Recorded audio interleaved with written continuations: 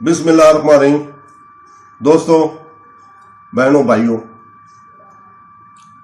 आज की हदीस सही बुखारी की 167, 168 और 169, बाब नंबर 4, अनवान वजू। हदीस नंबर 167, 169। उम्मे अतिया, हजरत उम्मे अतिया रजी अल्लाह ताला कहती हैं कि नबी करीम सल्लल्लाहु अलैहि वसल्लम ने अपनी फौत शुदा बेटी को गुस्ल देते वक्त फरमाया था कि दाएं तरफ से शुरू करो, इन हिस्सों से शुरू करो जो वजू में धोए जाते हैं।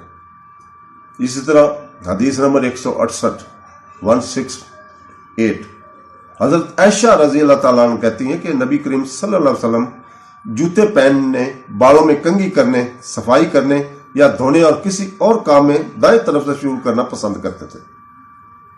तो 169 है, 169 में हजरत अनस बिन मालिक रजी अल्लाह ताला ने कहते हैं कि रसूल पाक सल्लल्लाहु अलैहि वसल्लम ने देखा जब असर की नमाज हो चुकी थी और लोगों ने वजू करने के लिए पानी तलाश किया लेकिन वो ना मिला। बाद में वजू के लिए पानी से भरा हुआ बर्तन रसूल पाक सल्लल्लाहु अलैहि वसल्लम के पास लाया गया।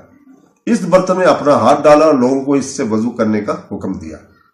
मैंने देखा कि आपकी उंगलियों के नीचे से पानी निकलता है, यहां तक कि सब ने वजू किया।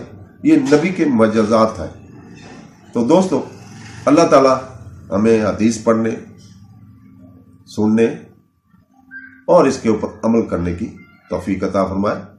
आमीन सुम आमीन। अल्लाह हाफ़िज़।